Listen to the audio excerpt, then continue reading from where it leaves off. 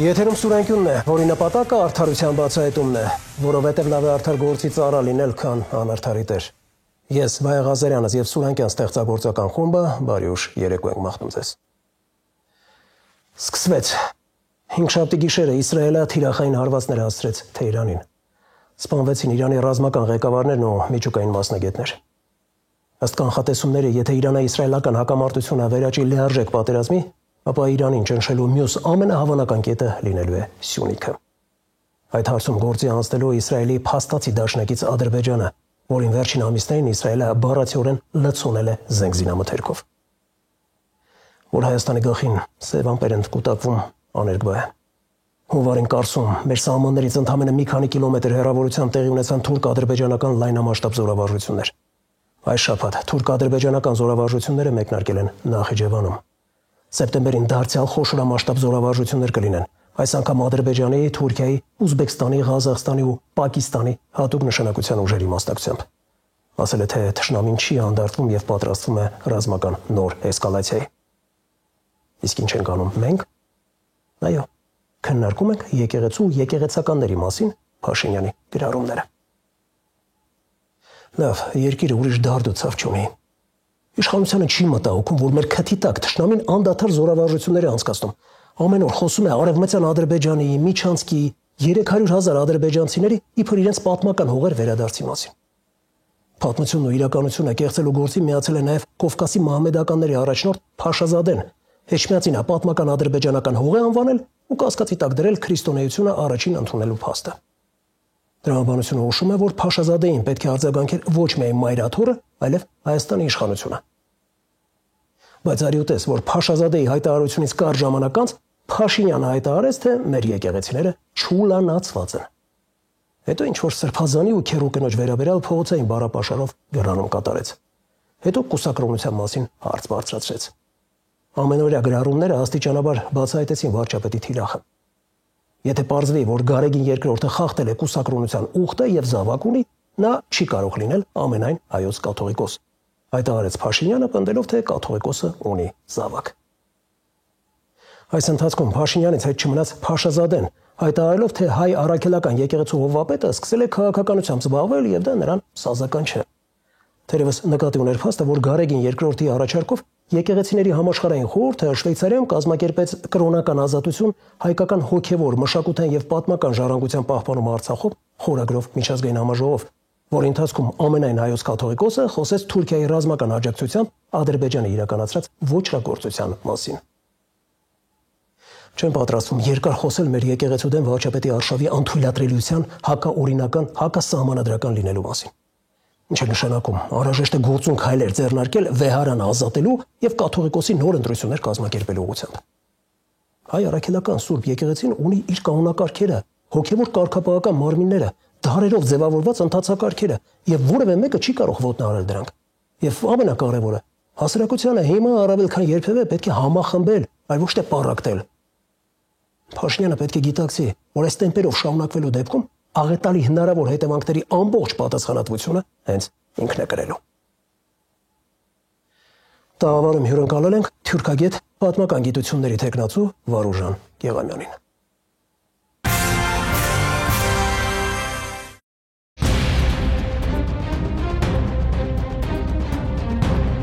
Զանգեզուրի անցուղին Ադրբեջանի համար ոչ միայն ցամաքային կապ է Նախիջևանի հետ, կարողանան Իրանի տարածքով հասնել Նախիջևան։ Մի ծրագիր էր, որը ուղղված է Իրանի Իսլամական Հանրապետության դեմ եւ Ռուսաստանի դեմ։ Նախագիծ, որը ըստ էության կնշանակեր մասնատում եւ դեպի Եվրոպա իրանական միջանցքի արգելափակում,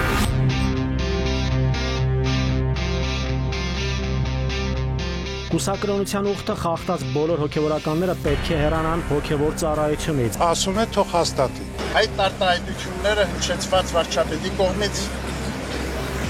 համընդհանուր վրդովմունք են առաջ բերել վերջնականորեն Հայաստանը քանդելու, Թուրքիա պատահության տակ ներքաշելու նպատակով։ Այս շաբաթ Նախիջևանում մեկնարկել են թուրք-ադրբեջանական զորավարժությունները։ Սեպտեմբերին Ադրբեջանում կրկին զորավարժություններ կանցկացվեն Ադրբեջանի, Թուրքիայի, Ուզբեկստանի, Ղազախստանի ու Պակիստանի հատուկ նշանակության ուժերի մասնակցությամբ։ Որն է նման ակտիվության նպատակը։ Մենք տեսնում ենք 2020 թվականից հետո կտրուկ աճ մեր տարածաշրջանում համատեղ թուրք-ադրբեջանական զորավարությունների եւ ավելի լայն կարող ենք ասել ընդհանրապես ռազմական համագործակցության բոլորովին այլ մակարդակ է, շատ ավելի ինտենսիվ, շատ ավելի մեծածավալ եւ սա անուղղակի հերթական փաստն է, որ ոչ Ադրբեջանում եւ ոչ էլ Թուրքիայում որևէ խաղաղության գործընթացի այս տարածաշրջանի հետ կապված չեմ պատրաստվում։ Ես կարծում եմ, որ վերջի երկու զորավարությունները մասամբ առանձնանում են նրանով, որ նախ դրանք բավական մեծածավալ են եւ ներգրավում են տարբեր զորատեսակներ, սկսած ուրեմն օդային եւ հակաօդային պաշտպանությունից մինչեւ դիվերսիոն խմբերի աշխատանքների համադրում, որը արդեն իսկ պետք է մտահոգիչ լինի։ Երկրորդ, այսպես կարևոր տարբերակի հատկությունն այն է, որ երկու զորավարություններն են, որ տեղի ունենալու հունիս ամսվա ընթացքում, դրանք երկուսն էլ Նախիջևանի տարածքում են իրականացվում, հաշվի առնելով վերջին ամիսներին եւ վերջին ընդհանրապես կարող ենք ասել 1-2 տարում Նախիջևանի ռազմավարական կարեւորությունը եւ այն կարեւորությունը, որ դրան հաղորդում է թուրք-ադրբեջանական կողմը, այն սպառազինությունների զենքի ծավալը, որ ուղարկվում է Ադրբեջան, ինչի մասին մենք կարող ենք դատել բաց աղբյուրների հետախուզության հիման վրա, այդ ամենը հուշում է, որ Նախիջևանը իրենց կողմից դիտարկվում է որպես ռազմական գործողությունների հնարավոր թատերաբեմ կամ առնվազն այնտեղ կարող են լինել այնպիսի իրադարձություններ, որոնց պետք է պատրաստվել։ Հիշեցնեմ, որ նմանատիպ մենք իրավիճակ ունենք օրինակ 2020 թվականի օգոստոսին, երբ Ադրբեջանի հետ դարձյալ զորավարություններ էին եւ թուրքական զորքը այդ զորավարությունների պատրվակի տակ գտնվեց եւ հետո էլ զորավարությունների ավարտից հետո էլ շարունակեց գտնվել Ադրբեջանի տարածքով։ Ինչ եղավ հետո, քաչ հայտնի է։ Իրանի գերագույն հոգևոր առաջնորդի խորհրդականը օրերս հայտարարեց, թե խափանել են այսպես կոչված Զանգեզուրի միջանցքի բացումը։ Էրդողանը հայտարարում է, թե ակնկալում է, որ Իրանը կաջակցի միջանցքի բացմանը։ Հնարավոր է արդյոք Թուրքիան եւ Ադրբեջանը խնդիրը փորձեն լուծել ռազմական ճանապարհով։ Զանգեզուրի միջանցք կոչված քաղաքական ծրագիրը Ադրբեջանի եւ Թուրքիայի համար ռազմավարական առաջնահերթություն է ներկայացնում մեր տարածաշրջանի քաղաքականության շրջանակներում եւ հետեւաբար երկու երկրներն էլ բավական լուրջ, մեծ եւ կարեւոր ջանքեր են ներդրում, որպեսզի այս գաղափարը, այս ծրագիրը իրականություն դառնա։ Գաղափար, որը իր բնույթով եւ հակահայկական է եւ հակաիրանական է։ Հետեւաբար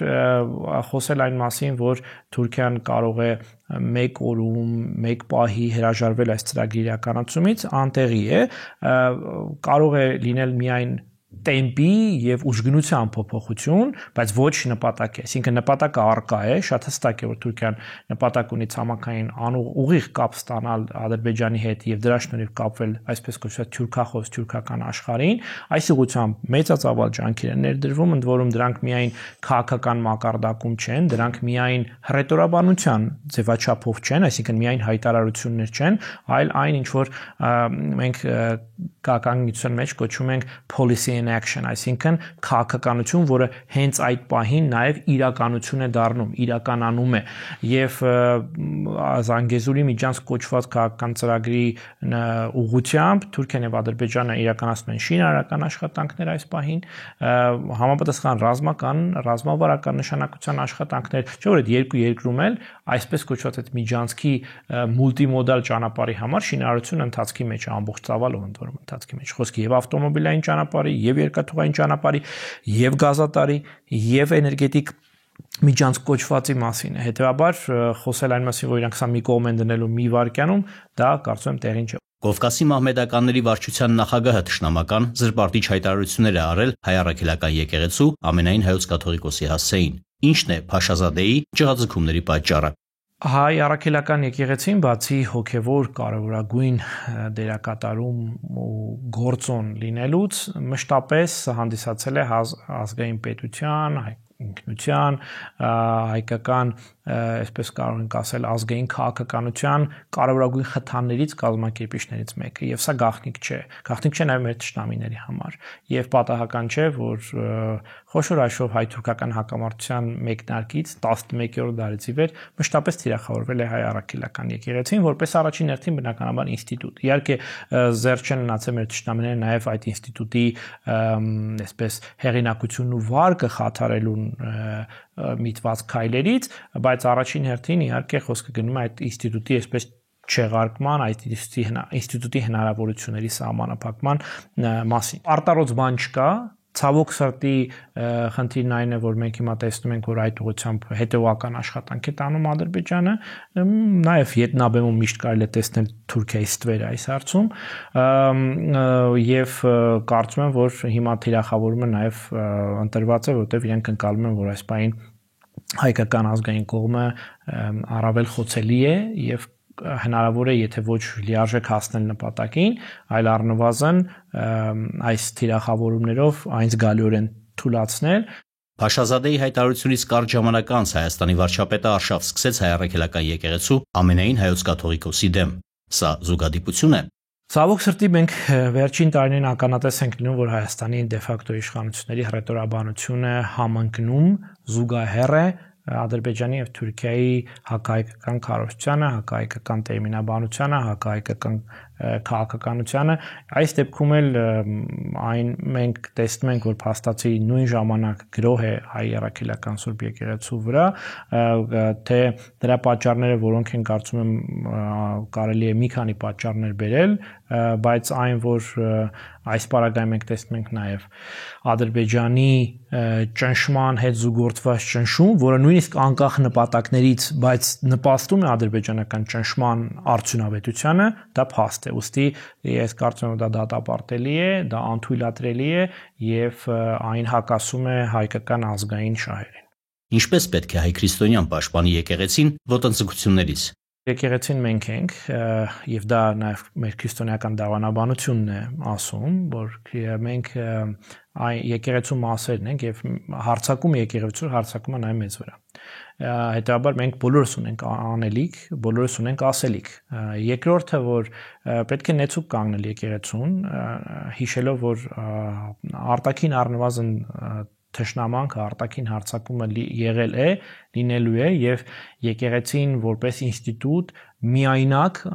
բնականաբար անկարող է լինելու այդ հարցակումներին դիմագրավելու եւ միշտ էլ ժողովուրդը բնականաբար նեցուկ է եղել, կանգնել է եկեղեցու կողքին, իսկ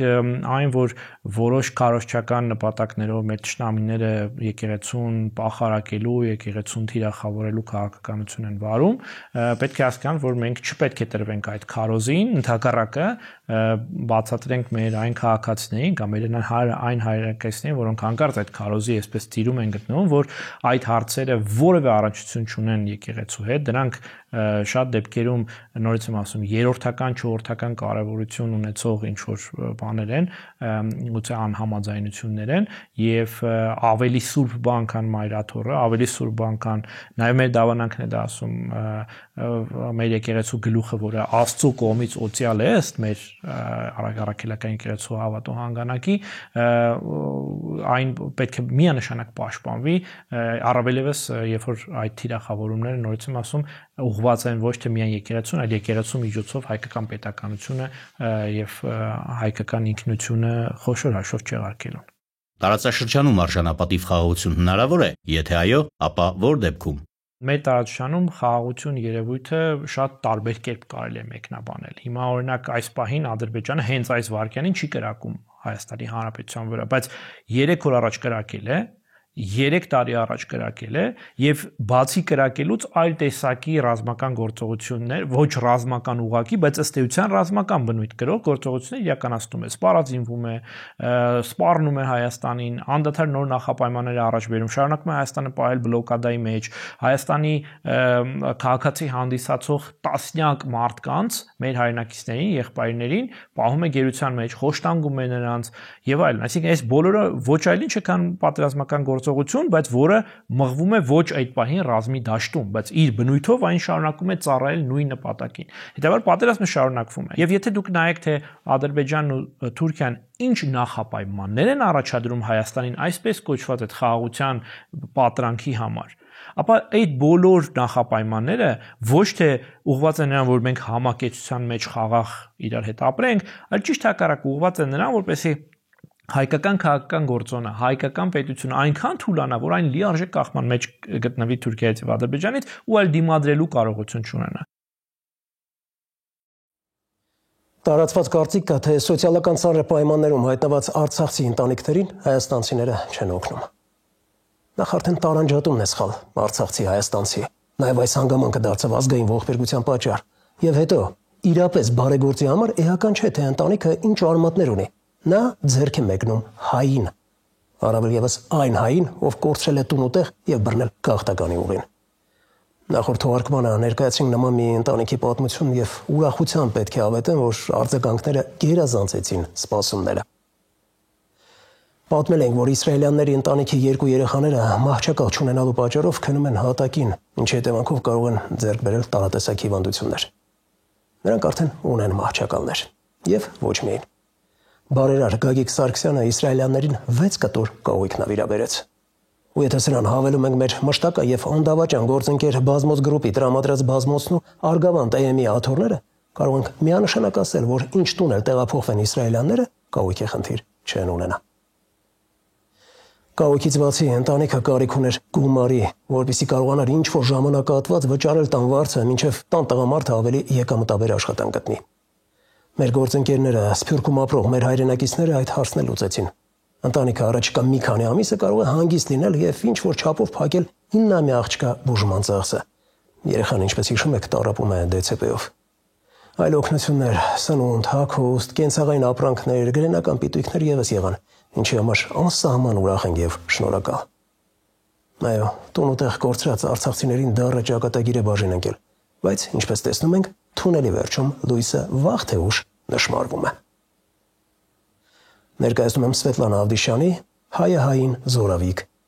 տեսանյութը։ Հուսահատ ու խիստ ընկճված էին իսրայելյանները մեր նախորդ հանդիպման ժամանակ։ Արցախից բռնի տեղահանվելուց հետո ընտանիքը վարձակալությամբ ապաստանել է Հրազդան քաղաքի այս փոքրիկ ու համեստ բնակարանում։ Բազում խնդիրներ ունեն, սկսած կենցաղային տարական իրերի պակասից մինչև օրվա ապրուստ ու լրջագույն առողջական խնդիրներ։ Իմ հարց չկար աշխատի, ոնց աշխատի։ Երեխան է վիճակում, ես վիճակում եմ, մեկը փոքր։ Բազմանդամ ընտանիքին մեր հաղորդաշարի օգնությունը սկսեցինք ամենակարևորից՝ տան հնամաշկահույքը թարմացնելուց։ Մեր գործընկեր Բազմոց գրուպը իսրայելյաններին եվրոպական ստանդարտներին համապատասխանող հյուրասենյակային փափուկ ու հարմարավետ բազմոց հասցրեց։ Շատ լավ է, դե չկան ապին, որակը լավն է։ Շատ հիանալի որակ ունի։ Այս տանը պրուժիները դոշակ մոշակ ենք դնում, որ բարձրանա, որ այդ պրուժիները երեխաներին չծակի։ Իսկ հիմա որ այս բազմոց կա, ավելի ապահով են զգում երեխաներս որ նստեն։ Բարերար Գագիկ Սարգսյանն էլ տեսնելով մեր հաղորդումը չկարողացավ անտարբեր մնալ։ Անձամբ հայցելեց ընտանիքին, իր ձեռքով ու արդար քրտինքով պատրաստած 6 կտոր կահույքը նվիրեց իսրայելյաններին։ Կհիշեք, Արզիկ տատը պատմում էր, որ երեխաները գետնին են քնում, մահճակալ չունեն, իսկ 9-ամյա Նատալիի ունեցած միակ մահճակալն էլ արդեն փոքր է նրա համար։ Նորավոճ, մեծ ու գեղեցիկ 3 մահճակալ էր պատրաստել Գագիկն ու բերել երեխաներին։ Մահճակալի խնդիրը շատ մեծ էր, հատկապես Նատալին։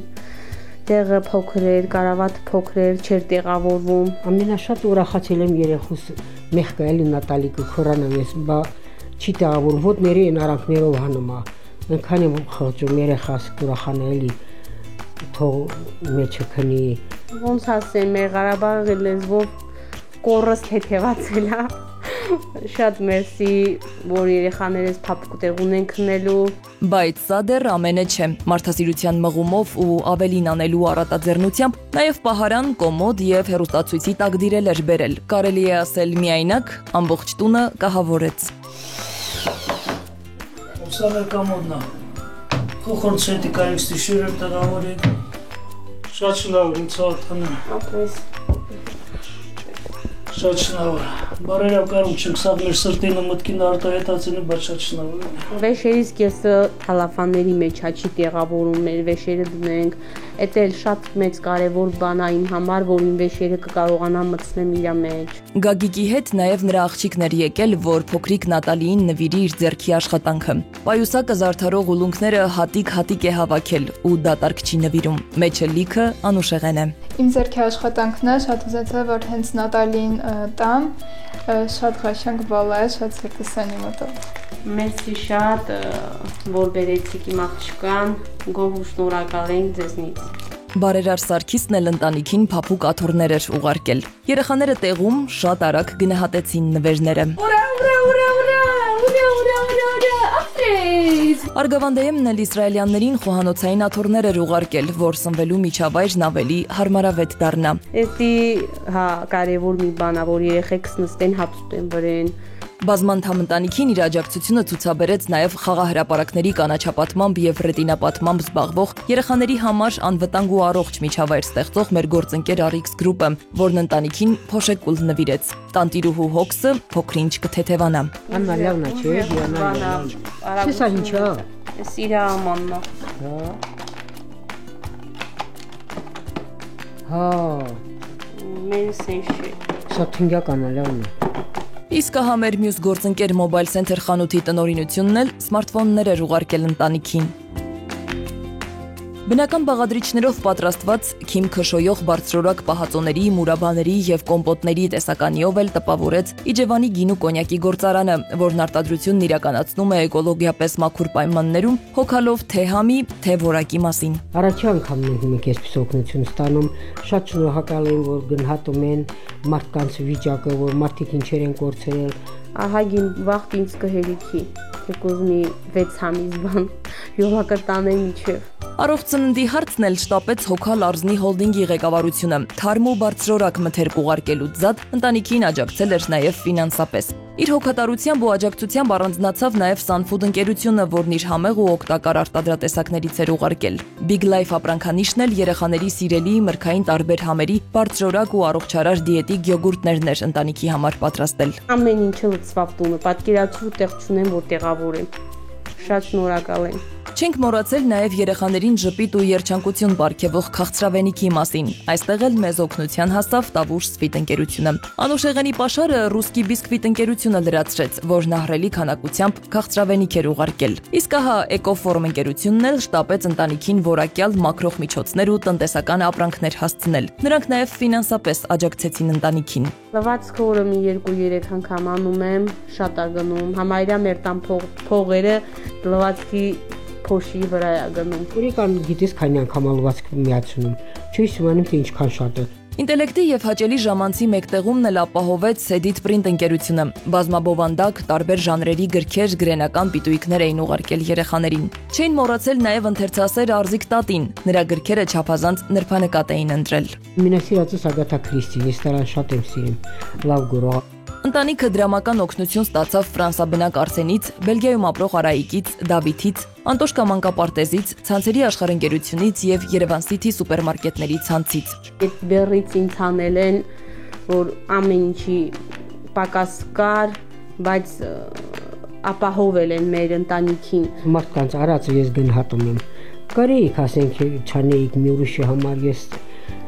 շատ եմ գնահատում։ Դա ամենակարևորը դա է։ Անչափ ուրախ եմ, որ դուք մեզ հասկացել եք, էլի որ ինչ վիճակում եք, հեշտ չի։ Ամեն բան ապահով տեղ հասցրինք Լեգարա բեռնափոխադրում իրականացնող ընկերության շնորհիվ, դիտելով մեր հաղորդումը, ծանոթանալով արցախցի իսրայելյան ընտանիքի պատմությանը, տարբեր անհատներ մեր հաղորդումից ժամեր անց դրամական մեծ փոխանցումներ են կատարել ու զորակցել նրանց։ Աղոթում եմ, որ իրանց արջևը լավ օրեր տեսնեն, լավ բան տեսնեն, այնքան եմ գնահատում, մարդ իր հաշվին այդպիսի բաներ անի ու Աստված իրանց արածը իրանց արջևը բերի։ Շատ զարմացա, որ միանգամից հենց հաղորդումը բրծավ ու այդ փոխանցումները կատարվեց։ Տան կարամ վարձը տամ 2 ամսվա, թեթևանա մի քիչ։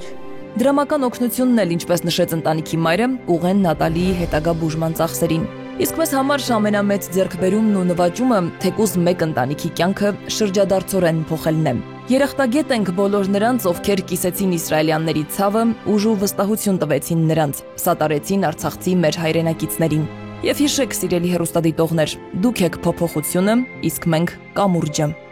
Սվետլանա Ավդիշյան, Վահան Գուլոյան, Սուրանգյուն։ Թողարկման երկրորդ հատվածում կներկայացնենք։ Խնդրեմ, լստե։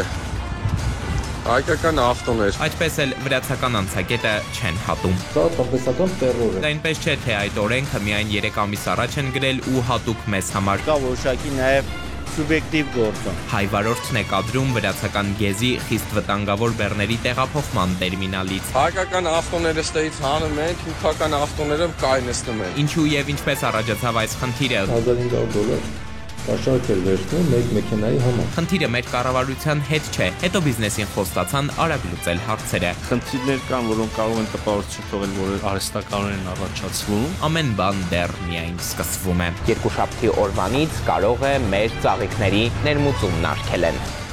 Հասեք, միջոցներ ձեռնարկեք։ Հիվանդությունը գեղարքունիք է ասել։ Մինչև իրենց կյանքի վերջը կրելու են։ Տարի չկա, որ Գեղաշենում անասունը բրուցելոզով չվարակվի։ Ըսից այք էլ վարակն է։ Խոշոր եղջերավորների սեփականատերեր անասուններին պարտադրված մորթի են ենթարկել։ Դա սարսափ է, զուլում է։ Էկոնոմիկայի նախարարության պաշտոնյան հանգիստ տոնով հայտարարի, թե մտահոգիչ ոչինչ չկա։ Կարանտինային օլանդությունը եւ բռնկում ունեք, ասում մտահոգիչ է։ Ժամանակին պետք էր դեմն առնել։ Վարակը հաստատ հանրապետությունով մեկ չէր տարածվի։ Ամբողջ հանրապետությունում կարծեմ բրուցելոզ։ Բրուցելոզով վարակված մարդն արդեն հաշմանդամ է դառնում։ Նա կարող է երկար ժամանակ պահպանվել ոսկրածուծի մեջ։ Կեղծ փաստաթղթերով էին Ռուսաստանից Հայաստան անասուններին փորձում ներմուծել։ Այդ խմորը շատ ջուր կվերցնի։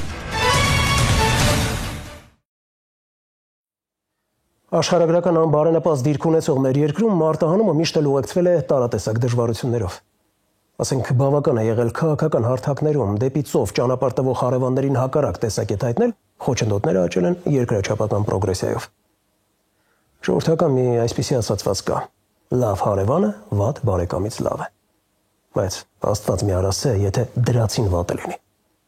Ամենայն հարգանքով հարևան Վրաստանի նկատմամբ չեմ կարող չասել, որ այն ինչ տեղի ունենում հայ-վրացական սահմանին այլ կերպ քան տնտեսական տերոր չես անվանի։ Ավելի քան 1 ամիս է, ինչ վրացական անցակետերում կանգնած են հայկական ալկոհոլային խմիչքներ տեղափոխող բեռնատարները։ Սա էլ բավական չէր, հիմա էլ ծաղիկներ արտահանող բեռնատարների մուտքն են արգելել։ Թե բա Ռուսաստանից զգուշացում եք ստացել, որ բուսական արտադրատեսակներում հայտնաբերվել են վտանգավոր վնասատուներ, ոստի չեն կարող թույլ տալ, որ մեր տարածքով տեղափոխեք։ Մի կողմ թողնենք հանգամանքը, որ Հայաստանին ուղված նամակում Ռոսսելխոզնաձորը չէլ նշել, թե որ խմբականակն է խնդրահարույց։ Փաստն այն է, որ նախկինում են ժամանակավոր նման դժվարություններ եղել, սակայն Վրաստանի իշխանությունները երբեք այդքան կտրուկ չեն արձագանքել։ Ըստ տնտեսագետների, հայկական կողմը լավ գիտի, թե ինչումն է խնդիրը, պարզապես չի ուզում ավելի սրել իրավիճակը։ Չի բացառվում, որ խնդիրը էլի քաղաքական հարթությունում է, բայց եթե հարցը դիտարկենք առանց ենթատեքստերի, ապա տեղի ունեցող, ինչպես արդեն նշեցի, տնտեսական տերոր է։ Ու որքան էլ վրացական կողմը պնդի, թե մութ սենյակում սև կատու պետք չէ փնտրել, նա ակնհայտորեն խախտում է առևտրի համաշխարհային կազմակերպության կանոնները։ Էդուարդ Պողոսյանի տեսանյութը վերնագրել ենք բարեկամի դիմակով խեղդող հարևանը։ Սա տնտեսական տերոր է մեզ համարում։ Սոցիալ-տնտեսական զարգացման կենտրոնի ղեկավարը նախ այսպես է մեկնաբանում այն, ինչ ապրիլի վերջից տեղի է ունենում դեպի հյուսիս, ավելի կոնկրետ Ռուսաստան ճանապարհ բռնած հայկական ալկոհոլային բեռների, մասնավորապես կոնյակի հետ։ Այդպես էլ վրացական անցակետը չեն հատում։ Իրենք փորձում են իբր թե ավելի խիստ ստուգել ու փորձաքննելու տարանցիկ հետազոտելու իրավունքը մեր հարևաններն ունեն, համապատասխան օրենք կարգը կա, բայց այնպես չէ, թե այդ օրենքը միայն 3 ամիս առաջ են գրել ու հատուկ մեզ համար, այսպես երբեք չի եղել։ Նման մասշտաբներով իրականացումը խոսում է, որ ոչ թե սա զուտ այսպես իրավական նորմի կիրառումն է, այլ կա որոշակի նաև սուբյեկտիվ գործոն։ Կա պահանջ, որ պիտի արտահանողները, այդ թվում նաև հայկական, էլեկտրոնային տարբերակով ձեռք բերեն լիցենզիա, արտահանման լիցենզիա, որը որ մեր արտահանողները չունեն, բայց ես խոսեցի իմ վրացական գործընկերների հետ եւ նրանք իրենց մաքսային ծառայություններում ճշտեցին, որ փաստաթղթերի պակաս չկա։ Ընթացակարգերը զուտ բարդացել են, սա վրացական դիրքորոշումն է, բայց դե անհնարին ոչինչ չկա։ Ասում են, որ օրինակ վրացական կողմը, երբ որ այդ բեռները պահել էր, $1500 կաշառք էր վերցնում մեկ մեքենայի համար։ Ամեն դեպքում ինչու եւ ինչպես առաջացավ այս խնդիրը, Սուրանկյան զրուցակիցները դավադրապաշտությունների կողմնակից չեն, իրադարձություններն ու դրանց հաջորդականությունը ուղիղ են դիտարկում, հստակ վերլուծում։ Վրացական իշխանությունները կամ վրացի խաղող արտադրողները անցած տարի պայմանավորվածություն են ունեցել մեր կոնյակի եւ ալկոհոլային խմիչքների արտադրողների հետ, որ վրացական խաղողը պետք է մթերեին եւ դա արտահանեին Ռուսաստան, այլ երկրներ կոնյակի ապրանքանիշի անվան տակ։ Հայկական կողմը այս տարի այդ գնումները չի կատարել օբյեկտիվ սուբյեկտիվ պատճառով։ Հայկական կողմը նշում է, որ թանկ է, որ դրա համար ես չեմ գնում վրացական սպիրտը եւ ըստ էության կարող ենք ասել սա այսպես վրացական մասնավորի եւ պետության հետ միասին ազդակ է մեր ալկոհոլային խմիչքներ արտադրողներին։ Վրաստանի էկոնոմիկան շատ կախված է Թուրքիայից եւ Ադրբեջանից, այսինքն շատ հնարավոր է, որ իրենք կատարեն այդ երկրների նաեւ ցանկությունը ճնշել համար հայկական կողմին։ Քանի որ ռուսական սահմանի վրա կանգնեց բեռը, հիմա ռուսներն են ուշացնում։ Կարելի է ենթադրել, որ այդտեղ ռուսական հետքեր կան։ Եվ այստեղ մի հետաքրքիր, այսպես ասած, պատահականություն կամ էլ դեպքերի անմեղ համընկնում։ Հայ վարորդն է կադրում վրացական գեզի խիստ վտանգավոր բեռների տեղափոխման տերմինալից։ Հայկական հերթը թուրքականին զիջել են պարտադրել վրաց մաքսավորները։ Առավոտ հայկական ավտոները եկել են կայեն, որ անալիզի համար հերթ պահեն, ստե անալիզի այդ գործողությունը կապի։ Հայկական ավտոները ստեից հանում են, թուրքական ավտոները կայնեցնում են։ Խնդրեմ, լստե։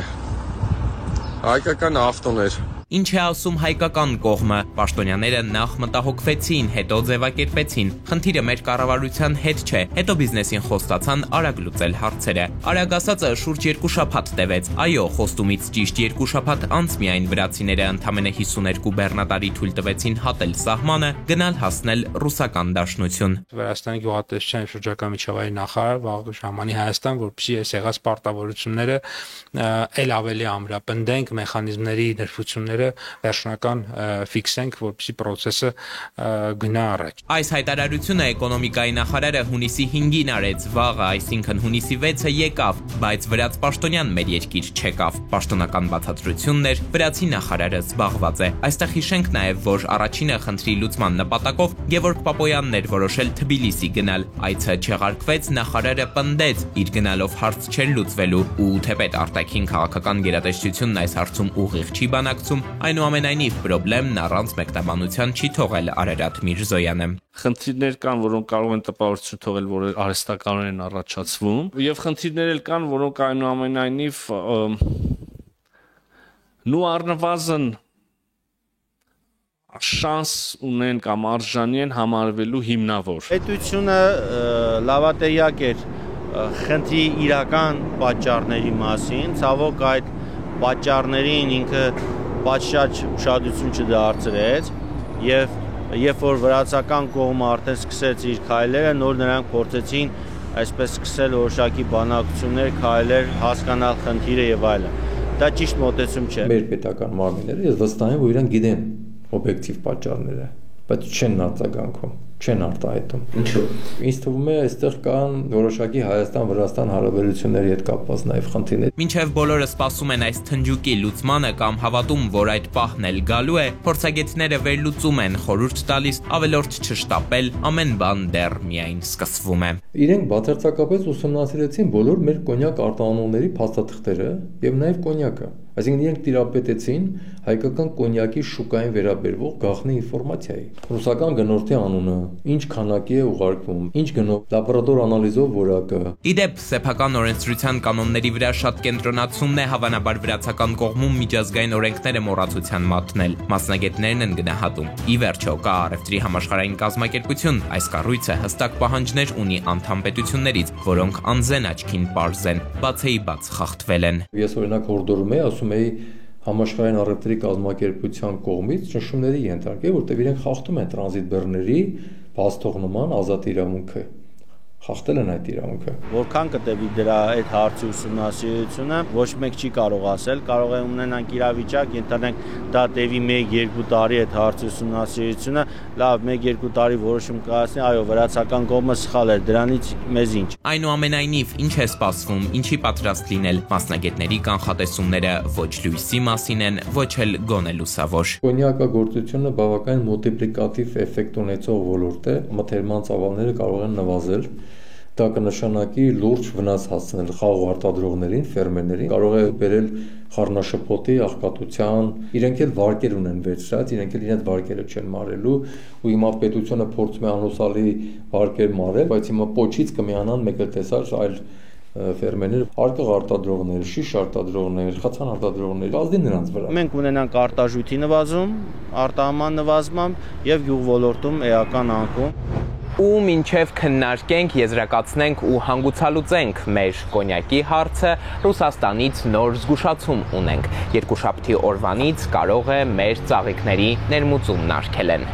Ասում են 13 վարակված հայկական բույս են հայտնաբերել։ Ռոսսել Խոզնաձորը 14 օրեր տվել հայկական կողմին բուսական արտադրանքում հայտնաբերվող վտանգավոր վնասատուների ներթափանցումը կասեցնելու համար։ Միայն թե Ռուսաստանի գյուղատնտեսության վերահսկողության դաշնային այս ծառայությունը Երևան, ավելի կոնկրետ սննդամթերքի անվտանգության տեսչական ուղարկած իր նամակում այդպես էլ չի նշել, որ ընկերության կամ որ խմբականակի մասին է խոսքը։ Այստեղ միայն ենթադրում են, արտահանման ծավալներն ավելացել են, ռուսներին թվում է հայկական ծաղիկները երրորդ երկրից են բերում, այստեղ հավաստագրում ու ճանապարհ դնում։ Վրաց-ռուսական գործողությունները տարօրինակորեն համընկնում են նաև ժամանակահատվածով։ Իհարկե նմանություններ կան։ Ռուսական կողմի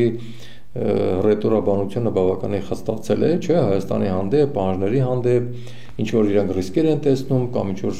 պատերազմի կամ այլ կոնֆլիկտների ռիսկեր են հուշում, գուցե նախազգուշացնում են։ Այնուամենայնիվ, այն ինչ տեսնում ենք, ինչի ականատեսն ենք այսօր, տարիներ առաջ միայն ծիծաղ կարող էր առաջացնել, եթե մեզ պատմեին կամ մեզ համար կանխատեսեին, նախատեսեին։ Անշուշտ բարդ օրեր են ապրում մեր եղբայրական ու ռազմավարական համարվող հարաբերությունները։ Մի բան այն չէ, ինչը պարզ չէ։ Ֆրունզը, Կիկաբիձեն ու լավ, Կոբզոնն էլ երևի թե չհավատային։ Էդուարդ Պողոսյան, Զոհրաբ Քարամյան, Վահան Գուլոյան, Սուրենկյուն։ Բրուցելոզ, ինֆեկցիոն ալերգիկ հիվանդություն, որի անվանումը նույնիսկ դժվար է արտաբերել ու գրել։ Սա ասում եմ, որպեսզի պատկերավոր բացատրեմ, որ այն մեզանում տարածված չի եղել։ Իհարկե տարբեր տարիներին հանրապետության տարբեր հատվածներում օջախներ եղել են, սակայն դրանք շատ արագ մեկուսացվել են։ Ու դա բնական է, չէ՞ որ բրուցելոզը ախտահարում է հենաշարժական սիրտանոթային նյարդային համակարգերը, եւ որpիսի այս վարակի մասին պատկերացումը ամբողջական լինի, ասեմ, որ կենդանիներից մարդկանց փոխանցվող հիվանդության հետևանքով արձանագրվում են նաեւ մահացության դեպքեր։ Դե հիմա պատկերացրեք, որ բրուցելոզը շատ արագ տարածվում է հանրապետությունով մեկ։ Չեմ վախեցնում։ Փաստն եմ արձանագրում։ Մյուս փաստը այն է, որ այս պահին ուշադրություն 111 մարդ վարակվել է այս հիվանդությամբ, թեև իշխանությունները նախընտրում են թեմայի մասին շատ չխոսել։ Երևի նախկին վարչապետ Տիգրան Սարգսյանի պես կարծում են, թե որքան քիչ խոսեն ճգնաժամի մասին, այնքան ճգնաժամը մեզ չի հասնի։ Մինչդեռ ճգնաժամը արդեն թակում է տասնյակ բնակավայրերի դռներ,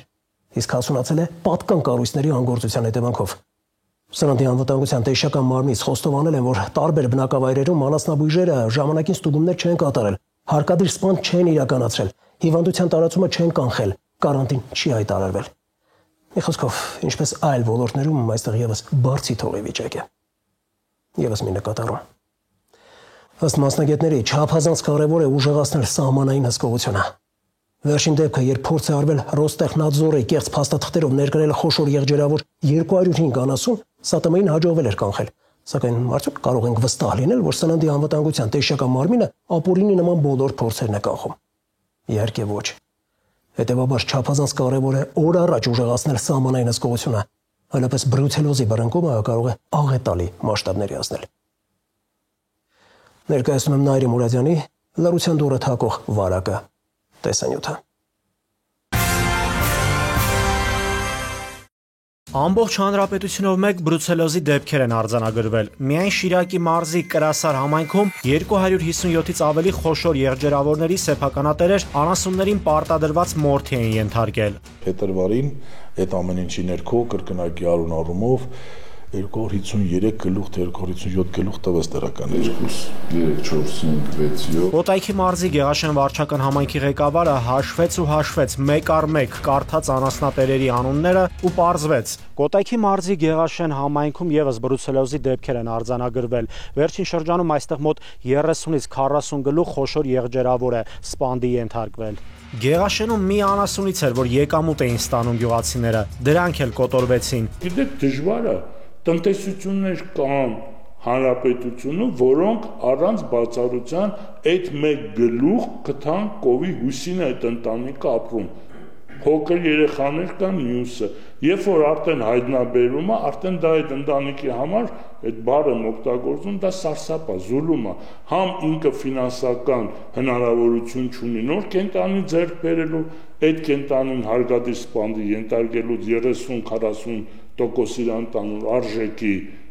չափն է կազմել։ Ժամանակին պետք էր դեմն առնել, վարակը հաստատ հանրապետությունով մեկ չէր տարածվի։ Դա շատ վատ է, որ ամբողջ հանրապետությունում կա արդեն բրուցելոզ։ Մենք շուտ ենք ասել, Իսկ ժամանակին ամբողջ հանրապետությունում բրուցելոզ չի եղել դեպքերը, ոչ թե մեկն են, 10-ն են, 20-ն են, հարյուրավոր համայնքներով, մարզերում եւ գնում է, հələ պիկին չի հասել։ Պիկը լինելու է եւ որ ամբողջ Հայաստանում մեկ թնդալու է որ չկա արդեն հիմնականում առողջ կենտանի։ Գեղաշենն ամբողջ Կոտայքի մարզի անասնապահության ոլորտի խաչմերուկն է։ Այստեղ է որ հարակից համայնքներից եւս անասունները գալիս խառնվում են իրար ու վարակը տարածվում է։ Տարի չկա որ Գեղաշենում անասունը բրուցելոզով չվարակվի։ Դրսից է եկել վարակը։ Որտեղից է հիմնականում։ Դուք մեկ գնում եք դերների կողքինս մեկ մեծամասնություն ոչ խալիս։ Գյուղոլորտի մասնագետները ապշած ու զայրացած են, ով է լսել հանրապետությունով մեկ հիվանդություն տարածված լինի։ Էկոնոմիկայի նախարարության պաշտոնյան հանգիստ տոնով հայտարարի, թե մտահոգիչ ոչինչ չկա, անտարբերությունն էլ չէ, չափ ու սահման ունի։ Պետք է նշեմ, որ ոչ այնքան մտահոգիչ է։ Ոնց կարող է մտահոգիչ լինել։ Բռնկում կա այդ օրը 19-ն է։ Դրա մտահոգիչը ո՞րն է, որ դուք բրոցիլոզի հիվանդություն ունեք, կարանտինային հիվանդություն է եւ բռնկում ունեք, ասում եք մտահոգիչ է։ Թեկուզ մեկ անասնագլխականակը բրոցիլոզով վարակվելու օջախ արդեն տարածելի է, դա մեկ գլխականակ էլ վարակվի, բան բրոցիլոզով հիվանդ, արդեն ձեր համար պետք է մտահոգիչ լինի։ Արդյոք այդքան մատների արանքով եք նայում։ Չկալովկայում գյուղացի ֆերմեր ու անասնապահ բարձրաձայնեցին, լուրն ամբողջ Հայաստանով տարածեցին, որ հասեք միջոցներ ձեռնարկեք, հիվանդությունը գեղարքունիք է ասել, անասունը, որ հիվանդանում է, դեմն առնել է պետք, նրանց կամ ականջալուր չեղան կամ էլ ժամանակին տեղ չհասան։ 3 քաղաքացի, ճիշտ է հիվանդների վերահսկման կանխարգելման կենտրոնը հայտարարում է, որ 2-ի մոտ է բրուցելոզը հայտնվել, բրուցելոզի բացիլը հայտնաբերվել, սակայն ըստ այլ տեղեկատվությունների 3 քաղաքացի բրուցելոզով հիվանդ են ու հավատացեք, որ նրանք երևի մինչև իրենց կյանքի վերջը կրելու են այն այս հիվանդության հետևանքները։ Բրուցելոզը համայնքներում խոշոր եղջերավոր չորքոտանի է, որ գետնին տապալեց, մարդիկ էլ վարակվեցին։ Հունվար ամսից մինչև մայիս ամիսը մենք արձանագրել ենք 111 վարակված դեպք։ Իհարկե դեռ տարին չի ավարտվել, 2024 թվականին մենք ունեցել ենք արձանագրված 329 դեպք բրուցելոզի ամբողջ հանրապետությունում։ Ինչպես կարելի է անտարբեր լինել հիվանդությանը, դրա տարածման դեմն առնելուն, երբ բրուցելոզով վարակված մարդն արդեն հաշմանդամ է դառնում։ Ամբողջ կյանքում հիվանդությունն ուղեկցում է նրան։ Ունի բավականին երկար ինկուբացիոն գաղտնի շրջան, որը տևում է 5 օրից մինչև 4 ամիս տևողությամբ, միջինը մոտավորապես 2 շաբաթ։ Բրուցելայի կենսակերպից կախված նա կարող է երկար ժամանակ պահպանվել ոսկրածուծի մեջ, հոդերում ու նրա դուրս բերումը օրգանիզմից դառնում է գրեթե անհնար կամ ասենք շատ դժվար։ Էլի հանգիստ տոնով են արտաբերում թվերը, ասում են բրուցելոզը գրեթե ամեն տարի էլ լինում է։ Ինչ է եղել, որ կենդանիներ էլ կսատկեն, մարդիկ էլ կհիվանդանան։ Ներկայիս թիվը մի քիչ ավելի մոտիկացրել ենք իրականին, քանի որ մի քիչ հարցեր կար լաբորատորիաների հետ կապված, բայց այն որ բրուցելոզ չի եղել, բրուցելոզ եղել է, թվերը ոչ թաքցվել է, ոչ էլ։ Հիշում եք վերջերս էր Հայաստան 205 գլուխ անասուն ներմուծելու փորձ արեցին։ Կեղծ փաստաթղթերով էին Ռուսաստանից Հայաստան անասուններին փորձում ներմուծել։ Պատկերացնում եք, տարվա մեջ քանի այսպիսի փորձ անողներ կարող են լինել ու եթե հանկարծ հաջողվի, ու շատ դեպքերում հնարավոր է, չէ՞ որ կոռուպցիոն սխեմաների մեջ թաթախվածներ այդ անասուններին բաց թողնեն Հայաստան։ Փողի լույսից կուրացածների համար հետաքրքիր էլ չէ, որ մի ամբողջ ոլորտ կարող են ավերել։ Մենք իրանց մերժել ենք, եթե չեմ սխալվում, որովհետև փաստաթղթերը չի համապատասխան է։ Փաստաթղթերն է կեղծ եղել։ Բայց դրանից առաջ որ ներկրվել է, պավել է բոլոր կարանտին միջոցառումները։ Ընդհանուր այդ փաստաթղթային խնդիրներ է եղել։ Ով է տվել, ոնց է եկել հասել, այդ դրա համար ես նախադեպը նշեցի, որ մինչև բերելը պետք է լիներ։ Դա ինչ որ մի բան այն չի։ Չխորանամ ես դրա մեջ, որովհետև այդ խմորը շատ ջուր կվերցնի։ Գյուղոլորտի մասնագետներն են փաստում, վարակի կետերում նույնիսկ կարանտին հայտարարված չէ։ Էլ ինչ եք ուզում, հիվանդությունը եւ կտարածվի եւ հնարավոր է համաճարակ դառնա։ Ոչ մի կանխարգելիչ միջոցառում չի ձեռնարկվում, ոչ մի պետական բարձր մակարդակի համապատասխան քննարկումներ չեն լինում, նույնիսկ անվտանգության խորհրդի սա քննարկման հարց է, որտեղ պետական անվտանգության խնդիր է։ Իսկ ով է այս պատկերի մեղավորը։ Գյուղատնտեսության նախկին փոխնախարարն է նկատել, մեղքի բաժինն ամենաթույլ օղակի վրա են գցում։ Միայն անասնաբույժն է պատասխանատու, որ բրուցելոզը շրջում է մարզերով մեկ, մարդկանց ու կենդանիների վարակի բուն դառնում։ Կան դեպքեր, թերացումներ, այո, համենք դες չեմ կարող ասեմ, ամեն համայնքում էլ պատահում է գրությունները, թերացումները վեր են հանվում իր հետագա վարչարությամբ եւ տուգանքներով, ինչպես նաեւ դրա շրջանակներում գրություն են ուղարկում էկոնոմիկա, իրանց էլ են իրազեկում, որպեսզի հնարավորինս շտկում կամ լուծումներ տան նմանատիպ դեպքերը չկրկնվելու համար։ Այս 7 տարի առաջ մենք ունենք անասնաբուժերի խնդիր։ Նախկին ռեկտորով, կառավարության, չգիտեմ ինչ մարդկանցով դուք ասում եք, որ մենք լուծելու ենք անասնաբուժության խնդիրը, ընդունելություն, վերապատրաստում, սերտիֆիկացիոն։ Մեկ հոգի ցույց տվեք 7 տարվա մեջ արել եք, խնդիրը եղել է։ Չպետք է սպասենք, որ կարմիր լույսը վառվի, այսինքն վտանգավորությունը արդեն հստակ մարդիկ արձանագրվեն, որ հիվանդ են, կենդանիների մի 100-200, որ նոր սկսենք այսպես ինչ-որ բան անել։ Այ մեր խնդիրը նա է, որ հենց չենք կանխարգել, մենք իրավիճակի վրա, վառվող կրակի վրա ջուր ենք լցնում։ Տարվա վերջում վիճակագրական կոմիտեն թվային վատ պատկերներ կներկայացնի գյուղոլորտի ցուցանիշների անկման առումով։ Կարկուտը ծեծած տեղը ծեծեց, գյուղացուն ու եկամուտի աղբյուր բերքն ավերեց, բրյուսելոզն էլ մյուս կողմից պաշարեց։ Առանց այն էլ անասնապահության ոլորտում կենդանիների գլխաքանակի անկում կա։ Հիվանդությունն էլ իր հերթին կավելացնի բացասական ցուցանիշը։ Կփոխհատուցեն անասնապահին, ֆերմերին կրած վնասների համար։ Այստեղ էլ դժվար թե լավ լուրի սպասենք։ Կարկուտի հետևանքով բերք ու բարիքից զրկված հողի մշակը դեռ այդ աղետից կրած վնասների փոխհատուցումը չի ստացել։ Ճեղքը գյուղում խորանում է։ Նաիրի Մուրադյան, Զորաբ Քարամյան, Վահան Գուլոյան, Սուրանկյուն։ Կհանդիպենք քիչ անց։ Արզնի համայնքապետ։ Հիմա դու համայնքապետ ես, թե գողական։ Իսկ կարող ես սիրտդ Բերտի Բալանդա ուզում։ Ոստեն է, մորթոցի աղես դե։ Հա, ճիշտ լսեցիք ժողովուրդ ջան, պապիկա եղել։ Ու նախնական տեղեկություններով նա մասնակից չի եղել վիճաբանություն ծեսկրտուքի։ Գլուխ ուտող մեքենա, BMW-ն այլ կերպ չեմ բնորոշի։ Այդ տունը շինվածին ոնց որ ինադու ստեղծած լինեն, որ տարբեր երկրներում բնակչության քանակը կրճատի։ Նայում ես երիտասարդի դեմքին նորմալ տղա է երևում։ Բայց Ջահել ջան, տունը չեն սովորեցրել, որ ճանապարհներին չի կարելի բեշեն մի արագություն բացել։ Ուսումնասիրում են Mercedes-ը, ուզում են հասկանալ, թե կոնկրետ որ հատվածով է հարվածել տղամարդ հետիոտնին։ Այս խաչը չի փրկել ներսում գտնված 4 հոգուց մեկին, ով տեղում մահացել էր։ 40 օրից պրիզորացրվել։ Սկզբում փրկարարները միդի հայտնաբերեցին ու հայտարարեցին, որ կա մոտ 10 վիրավոր, բայց դե պարզից էլ պարզ էր, որ սա վերջը չէ։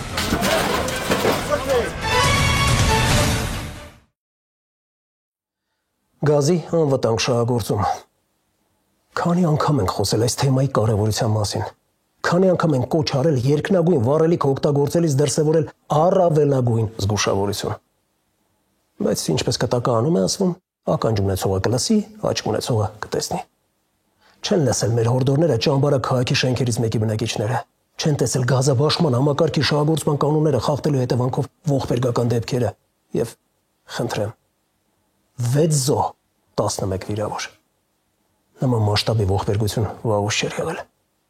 Շամշյանը պատմում է, թե նկարահանումների ընթացքում գազի հոտը այնքան ուժեղ է եղել, որ սահմանափակ ժամանակ ունեցող փրկարարները ստիպված էին խիստ զգուշավորություն ցուցաբերել։ Հարգելի հեռուստադիտող, դիտեք կադրերը եւ հիշեք դրանք, անգամ երբ ցանկանում եք գազօջախի վրա սուրճ պատրաստել։ Մեր պաշտոնյաները ինչու չեն ընկալում այն պարզ իրողությունը, որ պաշտոնը նախ պատասխանատվություն է ենթադրում, հետո միայն իրավունք։ Չեն հասկանում, որ պաշտոնյա լինելը նշանակում է գտնվել հանրային ուշադրության կենտրոնում, դրանից բխող բոլոր հետևանքներով։ Նկատի ունեմ հանգամանքը, որ հատկապես հանրային վայրերում առաջինը դու պետք է պահպանես օրենքը ու քաղաքավարության տարրական նորմերը։ Դժվար է սա ընկալելը։ Չեմ կարծում, բայց արի ուտես, որ հատկապես վերջին ժամանակներում պաշտոնյաների մասնակցության միջադեպերը հաճախակիացել են։ Հերթականի մասնակիցը Արզնիի համայնքապետ Ֆելիքս Միրզոևն էր։ Անպարկեշտ արտահայտություններ, տուր ու դմփոց, կրակոցներ, արյան հետքեր, վիրավորներ։ Մի խոսքով, գերուխում, որի մասին տեղեկացան տասնյակ հազարավոր մարդիկ։ Արդյոք Միրզոևին իր ղեկավարած համայնքում սիրում են։ Գուցե, բայց արդյոք նա պատկերացնում է, որ այս արարքով սեփական համայնքն է նաև խայտառակում։ Ասենք, եթե որևէ մեկին հարցնեն, թե որտեղ է բնակվում, պատասխանի առնյու, հարցնողն էլ ասի, որի համայնքապետը տուր ու դմփոցի մասնակիցներ, պատկերացնում եք, պարոն Միրզոև, ինչ կզգա ձեր ղեկավարած համայնքի ներկայացուցիչը։ Այո, ամոթ։ Հուսամ, որ պաշտոնյաների մի մասին այս զգացումը դեռ խոր չէ։ Անցած օրի քրեական քրոնիկոնը, արտակարգ պատահարներն ու ավտովթարները Գագիկ Շամշյանի փորձանքը անձնագիր չի խնդրում։ Տեսանյութում։ Այ ժողովուրդ ջան, ճիշտ ասում Վայե Ղազարյանը, այս որոշ պաշտոնյաներ տենց էլ չեն հասկանում, որ պաշտոնը բացի իրավունքից ենթադրում է նաև պատասխանատվություն, ու եթե այդ պարզ ճշմարտությունը չես հասկանում, պիտի փասա-փուսետ հավաքես ու մարշդ նվագես։ Ասենք Արզնիի համայնքապետ Ֆելիքս Միրզոև, այդ որ խնջույք ես կազմակերպում Avenue Արզնի հյուրատանը, հրավիրվածներին չես զգուշացնում, թե տղերք, ինչ անում ենք նամուսով, մարդավարի անենք, թե չէ, դուք լակելու եք, ես եմ պատասխան տալու, փաստորեն չի զգուշացրել ժողովուրդ ջան։ Եթե իրավապանները ընկած մի քանի օր սրանց սարքած աջապ սանդալն էին ուտում։ Սետկա գցած։ Այն տուպիկը որ կա, այդ տուպիկը չէ։ Հետին գասկա կրվի դեպանքով։ Տեյավա դուրը, բաբա գնա։ Առաջի, բաբա գնա։ Էսա սա առնանման հետքեր է։ Սա առնանման հետքեր։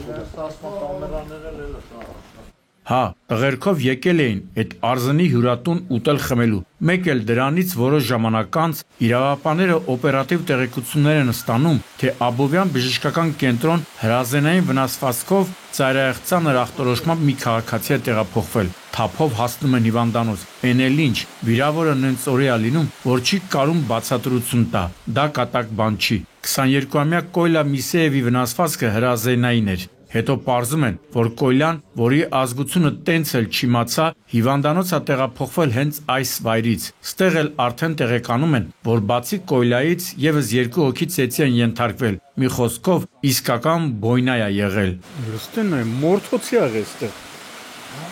Շշերը նայ, մորթոցի ա եղել։ Լստեն է։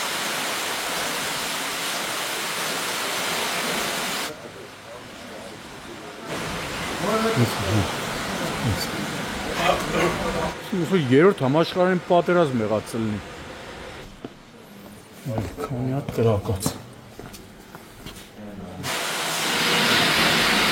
Կրակված 6 պարկուշներ, առնանման, երկաթե դռան վրա ոտքի հարվածի հետքեր, Արզնիի համայնքապետ, հիմա դու համայնքապետ ես, թե գողական, իսկ կարող է սիրտդ Բերտի բալանդա ուզում, քո մեկ էլ են վերահսկողականի պետ Ռոմանոս Պետրոսյանի քեռու տղու, որը եւս ըստ մամուլում եղած հրապարակումների ցես կրտուքի մասնակից է եղել, իսկ կարող է Միրզոև ջան, խոսքդ այդքան ծանրակշիռ չի, լավ, նեուժելի չեք հասկանում, որ այս անտեր դարը փոխվել է, հիմա քյալայությունը հարգի չի, եթե կարող եք լեզվով, գաղափարով ծեծեք, թե չէ հաստատ երկար չեք ձգի, իդեպ բոլոր նրանք, ովքեր հիմա թաքնվում են իրավապաներից, գնացեք ու հանձնվեք, գլխներիդ մի սարկեք, իսկ թե ինչն է եղել այդ բոյնիայի պատճառը, նախաքնության շայրից ելնելով չենք ասի, որպեսզի կինոյի երկրորդ սերիան չսկսի։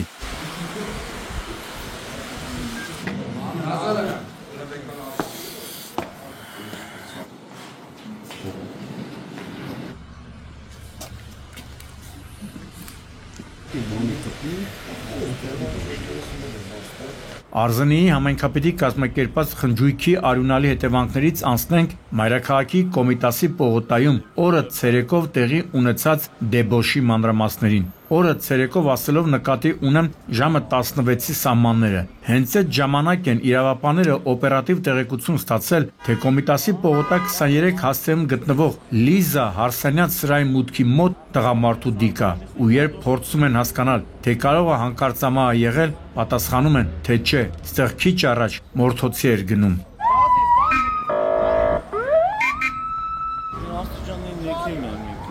Վիրավորը։ Մի հատ սավանտու դիակը լրի փակիկ էլի։ Հա, միզմա, ինել մամուլքը վնասված։ Բայց բռնիկ էլի, բարեկները բռնիկ։ Հասնելով դեպքի վայր, իրավապանները պարզում են, որ վայր ընկնելու հետևանքով գլխի շրջանում ստացված վնասվածքից մահացածը 81-ամյա մնացականն է։ Հա, ճիշտ լսեցիք, ժողովուրդ ջան, պապիկ է եղել ու նախնական տեղեկություններով նա մասնակից չի եղել վիճաբանություն ծեսկրտուքի, բայց մինչև դա պարզելը իրավապանները ավելի ստույգ պարեկները հենց դեպքի վայրում կարողանում են վնասազերծել կասկածյալներից մեկին, որին արագ տեղափոխում են ոստիկանության արաբկիրի բաժին։ Ոչինչ, խելոք կերկես, թե որտեղ, ինչ, երբ, ովքեր, մի խոսքով կպատմես, թե ինչ աստեղ տեղի ունեցել րոպեներ առաջ։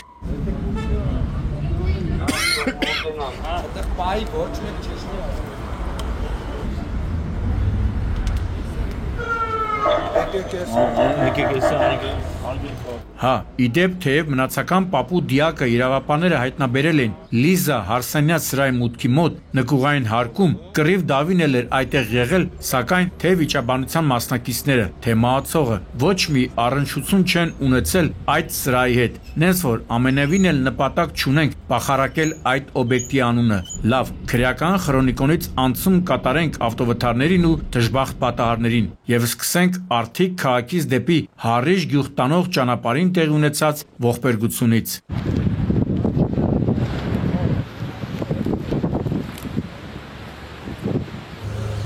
Ծառերիելա բախվե։ Արմատից կոտրե։ Միհլա ասեք BMW, SSK կոնցերնի ղեկավարներին երևի պետք է առաջարկել, որ BMW-ն դարձնեն գում։ Մենակ չասեք, թե Շամշան, այդ ինչի է զառանցում, չէ, ժողովուրդ ջան, նկատի չունեմ մայրաքաղաքի շուկան, այլ գումը տվյալ դեպքում հապավում է, նշանակում է գլուխ ուտող մեքենա։ BMW-ն այլ կերպ չեմ բնորոշի։ Այդ տունը շինվածին ոնց որ ինադու ստեղծած լինեն, որ տարբեր երկրներում բնակչության քանակը կրճատի։ Պարզ չի, որ այսօրն ընկնելու համար Շիրակի մարզի բնակիչ 35-ամյա Սմբատ Մելքոնյանը պիտի մեծ արագություն բացած լիներ։ Կոտրելա, էսի կարող իրանն է, այնա դրսում է էլի հեսա։ Արագության գերազանցում էլի։ Այս տխուր դեմքերով պարեկներին հասկանալ կարելի է, խեղճերը ում էին մի կտոր հաստվել, որ պարզ արևոտ օրով պիտի սարսափելի տեսարանի ականատեսը լինեին։ Երթևեկելի գոտուց դուրս գալու, բնակչի քարե պարսպին, ապա բետոնե էլեկտրասյանը բախվելու ու գլխի վեր շրջվելու հետևանքով վարորդի վիճակը շատ ծանր է եղել, ու պարեկները դա տեսել են, ոչ միայն տեսել, այլև օգնել են, որպեսզի նրան տեղափոխեն շտաբօգնության մեքենան։ Ցավոք, հիվանդանոց տեղափոխվելու ճանապարհին գիտակցության չգալով վարորդը մահացել է, պարոնայք վարորդներ։ BMW առնելուց առաջ կես րոպե մտածեք, իսկ եթե մտածելու ունակություն չունեք, գոնե բնազդաբար գազի ոտնակը մի տանջեք։ Հա, ու մեկ էլ է տանտեր ճանապարհային երթևեկության կանոնները գոնե անգիր արեք։ Չի ինգնել, լարը պայելու է, կտենաս։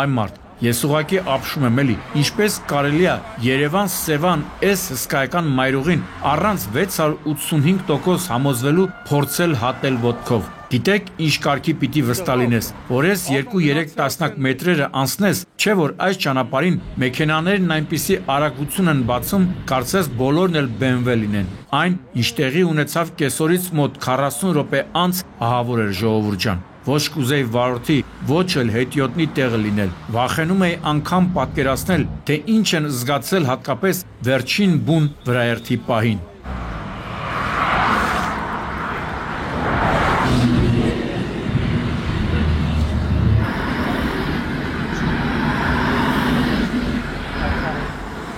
Այս մասից է էլի խփել։ Նայում ես երիտասարդի դեմքին, նորմալ տղա է երևում։ Բաջայել ջան, տունը չեն սովորեցրել, որ ճանապարհներին չի կարելի բեշեննի արագություն բացել։ Ախր մյուս կողմից էլ սա այն ճանապարհն է, որ մեքենաները կարող են ընդཐུպ մինչև 100 կմ/ժ արագություն բացեն։ Բայց դե ինձանից լավ գիտեն, որ անգամ կիլոմետր արագության դեպքում ինչ կլինի, եթե հարվածես ճանապարհին անցնող փորձող հետիոտնին։ Այդ դրա համար է ասում, որ սարսափում եմ պատկերացնել, թե ինչ են զգացել այս երիտասարդն ու նրա կողմից վրաերթի ենթարկված կինը։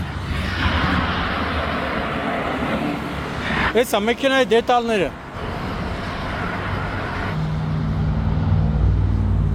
Հիմա վրաերթի հավանական պատճառներից մեկի մասին։ Այս ռակուրսից հստակ երևում է, որ ոչ ամբողջությամբ, բայց ոլորապտույտ հատված է։ Հետևաբար վարորդը կարող էր տեսադաշտի խնդիր ունենալ։ Ու եթե սահմանափակ տեսադաշտի պարագայում արագություն չես գցում, իսկ տվյալ դեպքում դժվար գցեր, հաշվի առնելով որոշ հանգամանքներ, այդ պահին կինը փորձել է փողոցը կտրել, վերջն էլ էս պիտի լիներ։ Իհարկե, լավ է, որ 19-ամյա Դավիթը չի փախել, ահազանգել աշտաբօգնություն, եղել ասթափ, բայց ֆսոժը, երբ մեծ արագությամբ ես գնում, պիտի կրկնապատկես զգոնությունը։ Հետիոտներ ջան, դուք էլ ականջներիդ օղ արեք։ Այս կարգի ճանապարհ անցնելիս պետք է առաջնորդվել 7 չափիր, 1-ը կտրիր սկզբունքով։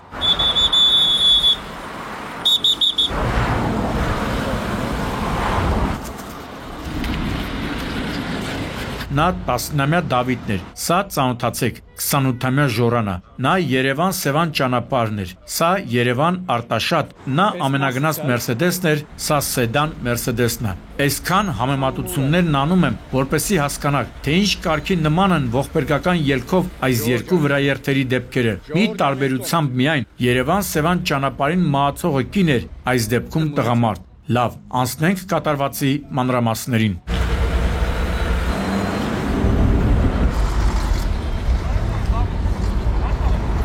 Հարվածնա, չէ։ Ինչպես տեսնում եք, քննիչ, պարեկ, ուսումնասիրում են Մերսեդեսը, ուզում են հասկանալ, թե կոնկրետ որ հատվածով է հարվածել տղամարդ հետիոտնին, ինչ արագություն է ունեցել Ժորան։ Էլի եմ կրկնում, ժողովուրդ ջան, այս կարգի ճանապարհներին, երբ վարորդները օրենքով կարող են արագությունը մինչև 100 կմ/ժ բացեն, այդ արագություն ասվածը դառնում է հարաբերական մի բան։ Այդ դրա համար չափազանց կարևոր է մի պարզ ճշմարտություն գիտակցել։ Նման ճանապարհներին հետիոտնային անցումները լինում են, ասենք, մի քանի 100 մետր, գուցե մի քանի կիլոմետր մեկ։ Հետևաբար պետք է պատրաստ լինել, որ ամեն վայրկյան կարող է ճամփիդ հետիոտնի հանդիպես։ Հետևաբար պիտի շատ զգոն լինես։ Հետիոտը այստից է թռա։ Մեռանք ասելով թույլատելի հատվածով գնացեք էլի։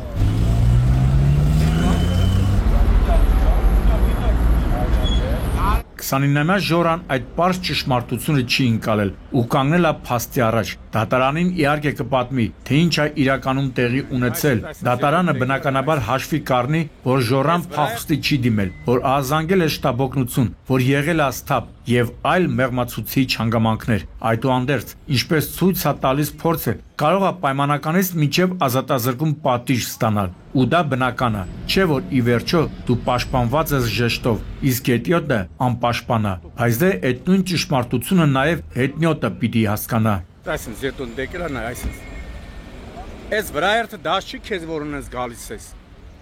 Ընկնում եք շոֆերների ջեբը։ Ախպերը այդ պայից անգեստ ամելի հա մեղմ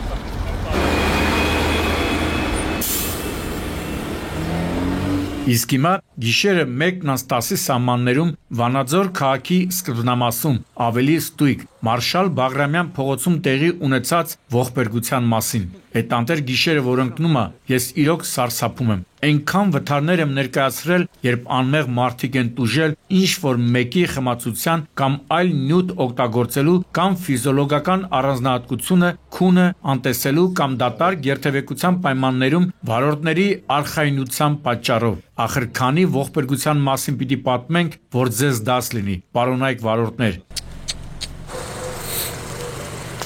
Միզո, հա։ Որ մասին ախ։ Այսինքն այս սրան ախպեք։ Ոնց է գալու։ Երևանից գալու։ Սպիտակից գալու։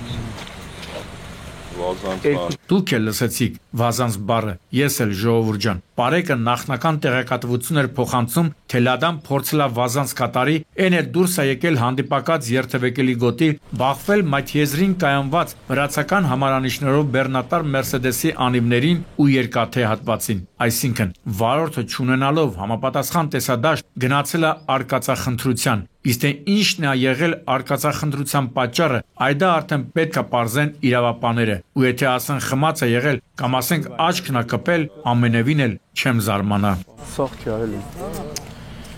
մեկն է զինվոր 40 նորից պրիզորա ծրվեր ես ասեց եղ պասպորտը ինքը շրջվել է լա հա չէ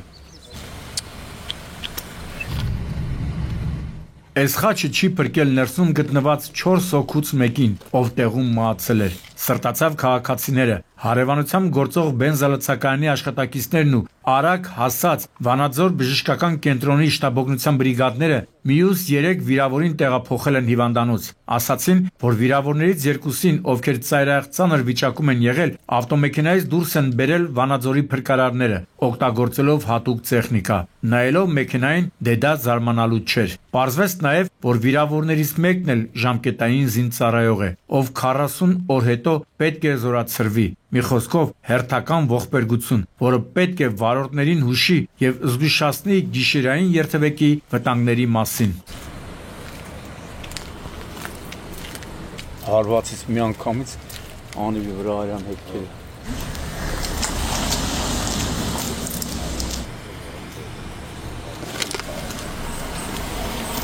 Եվ վերջում հանրությունը ցնցած մեկ այլ ողբերգության Գեղարքունիքի մարզի Ճամբարակ քաղաքի Տիգրան Մեծի 4 շենքում մնչած պայթունի մասին, երբ առավոտյան 8:35-ի սահմաններում 911 ճգնաժամային կառավարման ազգային կենտրոն պայթունի մասին ահազանգ են ստացել, թերևս չեն պատկերացրել կատարվածի մասշտաբները, բայց ամեն բան պարզ է դարձել, երբ փրկարարները հսկայական հեռավորությունից նկատել են կատարվածի հետևանքները։ Դեկատակ բան չի, ուժգին պայթունի հետևանքով շենքի մի հարկ կարելի է ասել փլուզվել է։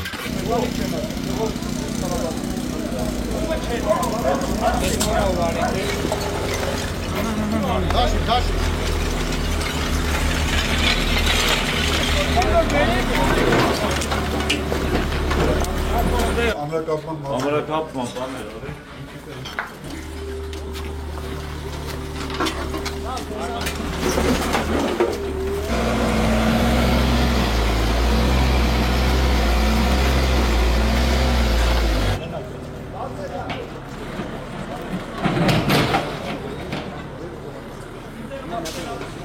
Ախր շենքն էլ շենք չէր, երևի 100-ամյակը արդեն բոլորել էր, դե սա իհարկե չափազանցնում եմ, բայց դե հին շենք էր, ցավոք պայթունի ժամն էլ ժամ չէր, առավոտ, երբ բոլորը տանն են ու պատրաստվում են գնալ աշխատանքի, գուցե Ճամբարակում զբաղվածության մասին մեծ կարծիք ունեմ, բայց առավոտյան տանը մարդ լինելու առումով հաստատ ճիշտ եմ, ու դաժան վիճակագրությունը հենց ասվածից վկայությունն է, սկզբում փրկարարները միդի հայտնաբերեցին ու հայտարարեցին, որ կա մոտ 10 վիրավոր, բայց դե պարզից էլ պարզ էր, որ սա վերջը չէ, դրա համար էլ դեպքի վայր հասան հատուկ նշանակության փրկարարական խումբը կինոլոգներով։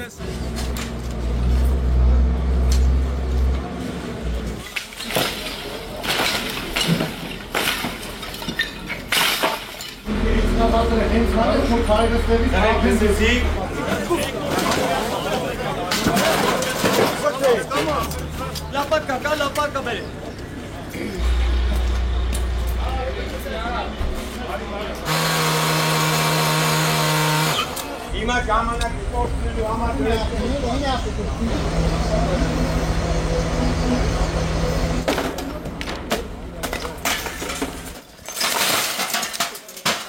Կար ժամանակ անց փրկարարներին հաջողվեց հայտնաբերել երկրորդ դին, եւս 3-ը այդ պահին համարվում էին անհետ կորած։ Զուգահեռ իրավապանները փորձում էին պարզել մահացածների եւ վիրավորների ինքնությունը, ինչպես նաեւ կատարվածի պատճառները, թե վերջինի մասով պիտի լուրջ քննություն անցկացնել։ Թեև չեմ զարմանա, եթե պարզվի, որ գազի շահագործման անվտանգության հետ կապված կանոնները չեն պահպանվել։ Իսկ հա առաջին հարցին վերջնական պատասխան հնարավոր եղավ ստանալ ժամեր անց։ Ցավակցում ենք մահացածների ընտանիքներին։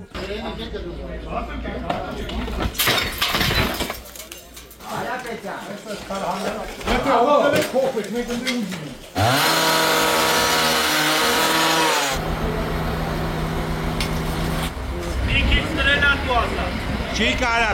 բարձրի դրոսը։